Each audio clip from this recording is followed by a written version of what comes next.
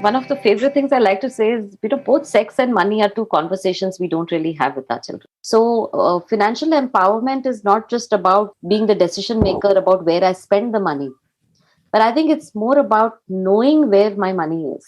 Women should be involved in the decision making and not say that I don't know, I don't care, or I don't want to know.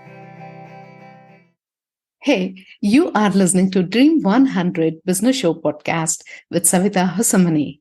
We at Dream 100 Business Show are on a mission to help business owners to move to the next level in their personal and business journey by helping them to make smarter decisions.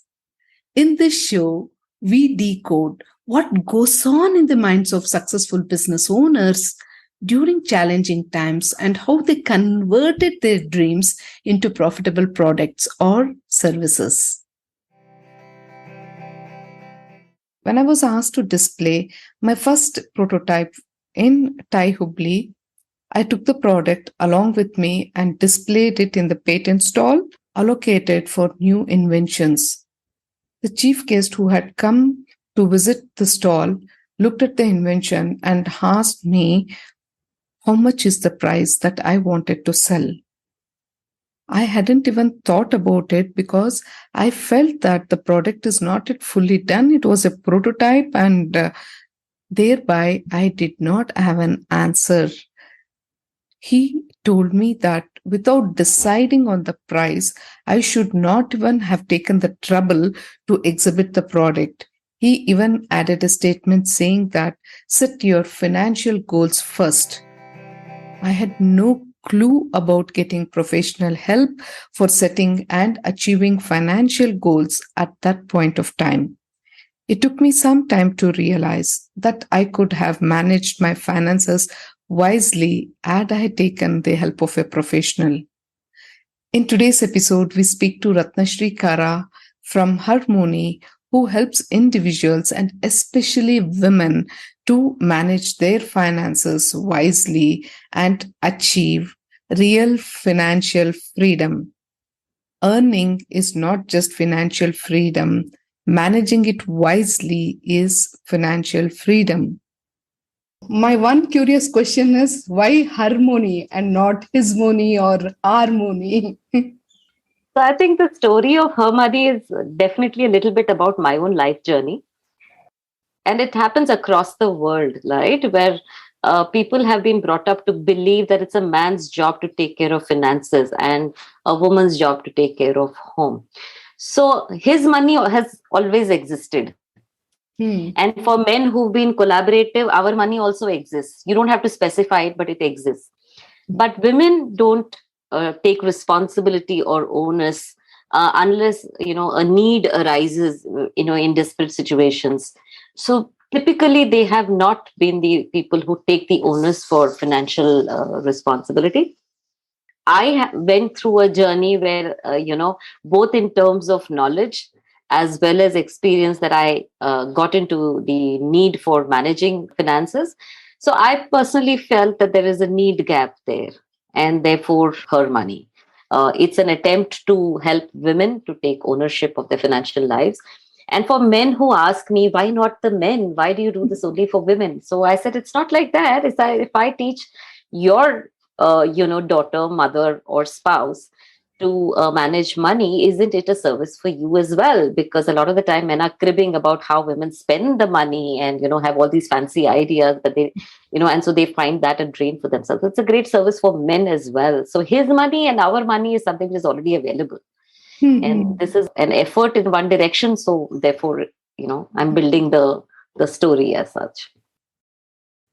Yes, personal experiences always add value.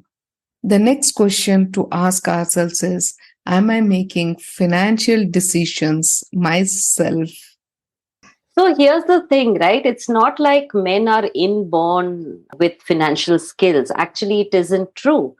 However, because they've been brought up to believe that they have to do it, they just take charge, just like women take charge of running the kitchen or raising their kids. So that's our normal behavior. And there's nothing right or wrong about it. But just like we are asking our men today to be responsible towards raising the kids, maybe staying at home when the woman goes out, to take care of the kitchen as well, because I meet a lot of young men who do the same. So if we want that, then should we not also take the other responsibility? So when we're sharing, it has to be 50-50, and it should be in various forms, right? So I think there is a need for this. So if you want this change, then you should accept the other change. That's the way I see it. So financial empowerment is not just about, no, being the decision maker about where I spend the money, but I think it's more about knowing where my money is and what purpose it is serving. So if your man has made mistakes, were you involved in the decision making to say, no, maybe this is not a great idea? So you need to have your voice. And two people make better decisions together, especially when it is for the common purpose. So that is what I was saying earlier also, that her money is about harmony. And that can be brought when the woman is an equal partner in that decision making process. So she doesn't have to do everything. It's not like she has to become the sole breadwinning person and so she has to take all the investment decisions. That's not what we are talking about. What we're talking about is, do you know? Do you know all the right things? Can you hold back your own spouse if he makes a mistake? Can you have an intelligent conversation with him, engage him, and maybe sometimes guide him on the right path too? He may not have the time to think, because the woman knows about all the family members. She knows what her parents need. She knows what the in-laws want. She knows what the children aspire to be. Sometimes the men are not even aware of it. And so when she knows all these things, is she in a position to plan for all of this? She is, if she involves in the decision making. So I think women should be involved in the decision making and not say that I don't know, I don't care, or I don't want to know. Yeah, beautiful. I think this is a very beautiful line which you said. The last line makes a lot of sense. To know more about financial planning and managing your finances, listen to the 41st episode of Dream 100 Business Show podcast. Having financial goals will help you to gain clarity in the steps that you need to take, invest your time and energy in the right direction. Having financial goals will help you to gain clarity in the steps that you need to take to invest your time and energy in the right direction.